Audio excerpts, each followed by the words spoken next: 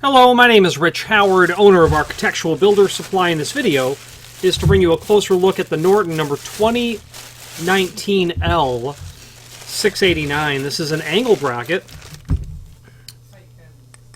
Certainly a piece of extruded aluminum that's been cut and then machined.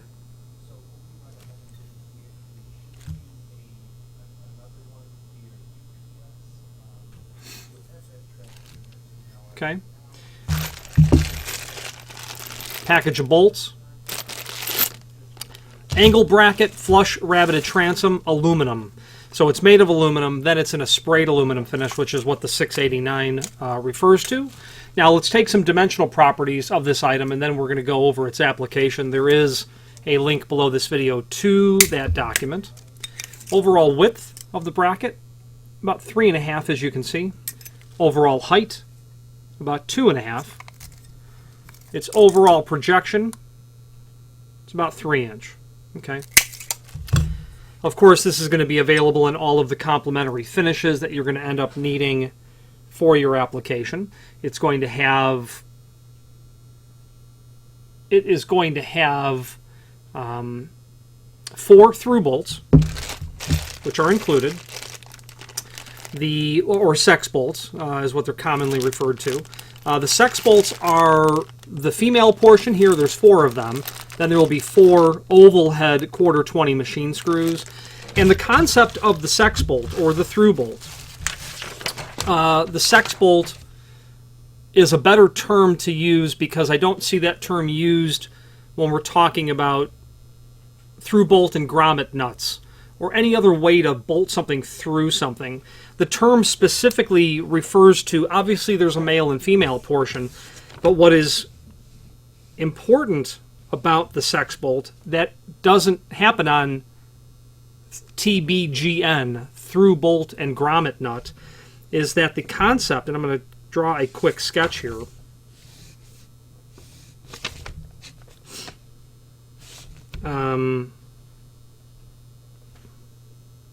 Yeah.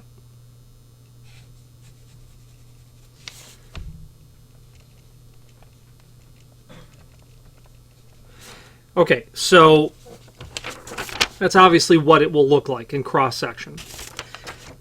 Now, what's important is the dimension from here to here is crucial.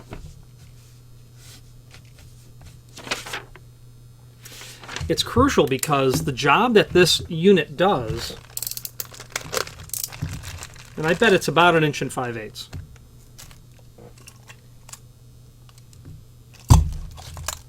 Underside of the head to the overall length, okay, so it's closer to 1 9/16. When you drill a hole through the door, I'm thinking you're going to want 3/8 for this.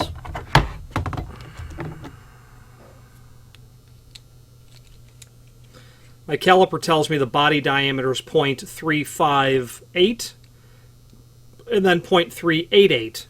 Over the splines, 0.358. So I would go with 0.3875 is what I would use. 0.3875. Yeah, so that's, well, I might be tempted to go a little bit smaller than that.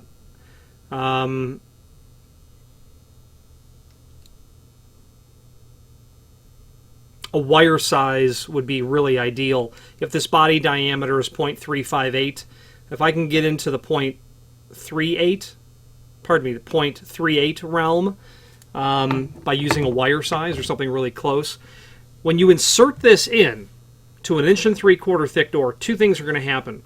Those splines are going to prevent it from being rotated as you run the 1/4 bolt in from the other side. But the crucial thing is, when you run that bolt through the other side of what you're through bolting it through, be mindful, these are oval head screws that are included, which is perfect, in fact, of course. You know, your countersunk oval, it's an oval head screw, so it's going to have a countersunk profile. When we were to draw the door in place here,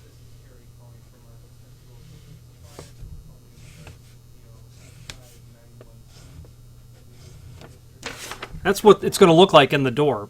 Now you'll notice right here, the length of that, and you'll drill a quarter inch hole on the inside, a little smaller hole, so that when you tighten the bolt down, the door is not going to be crushed. It will rest against the head of that of the female portion of the sex bolt. That's what makes sex bolts important.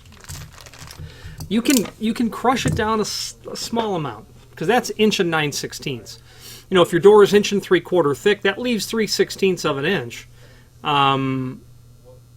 If you had like maybe a 14 gauge door, you know, that might be better.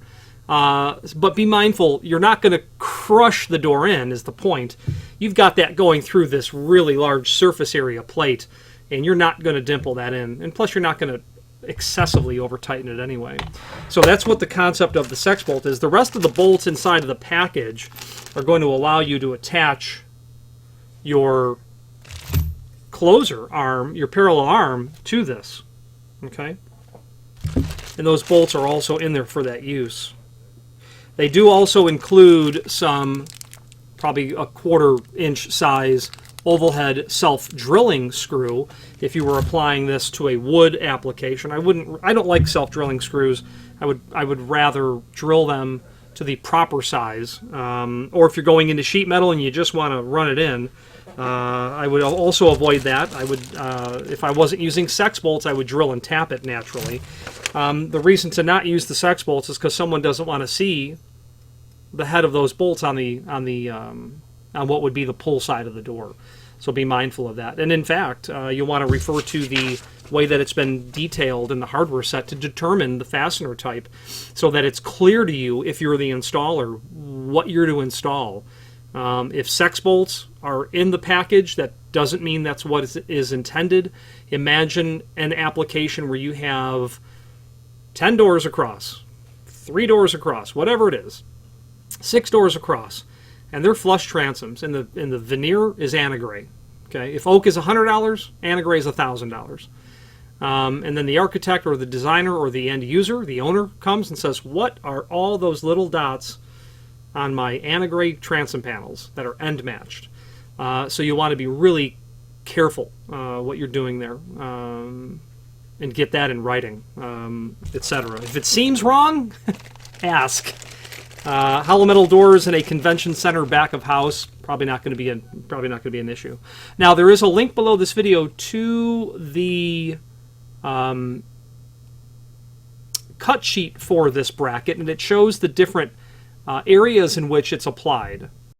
Now there are several pages in that document, about 9 I think, and it shows the areas where this bracket is listed as compatible.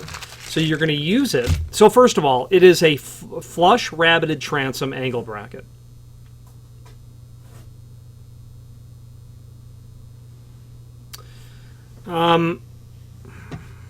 Flush rabbeted transom.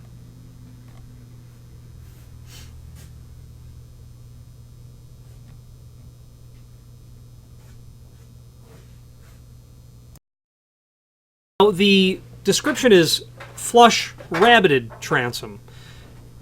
It would be, of course, very typical to rabbet a transom when you've got so you've got flush. That means that your door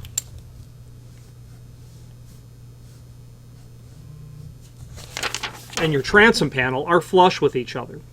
Okay,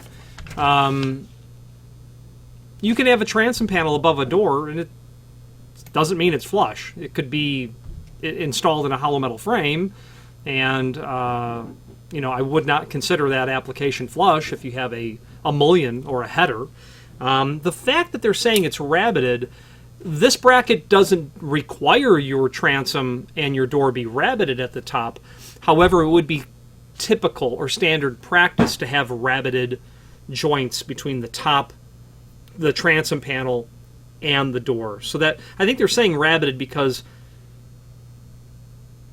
flush, rabbeted transom, all of those words go together. Would you have a flush non-rabbeted transom? You can, but you will very often see rabbeted transoms at the top, most commonly.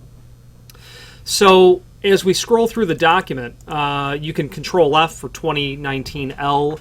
You can see that it's going to work with a 78 series a potbelly or a traditional style closer, for use where flush transom conditions prevent mounting of a standard soffit plate. The bracket is used in combination with a standard soffit plate. So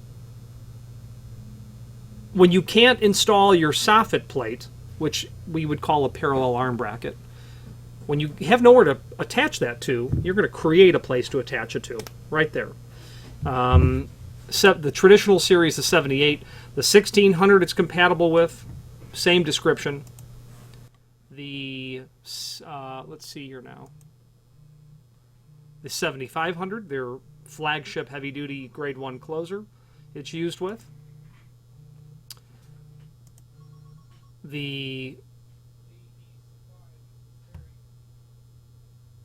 It's also used in their 8000 series. It can be tossed in there as well. You'll see that bracket. So very, very occasionally you're going to bump into a scenario where you've got a door closer and you say, well, it's tri-packed, and I don't want to top jam mount it, which you could. You could just simply do a top jam mount on that sort of application. Actually, I did want to take a moment and contact the manufacturer to confirm if you have a zero reveal, a flush transom condition, you can install at least a 1600 series closer. That's what I asked about in a top jam application. So you can certainly avoid using this bracket altogether. And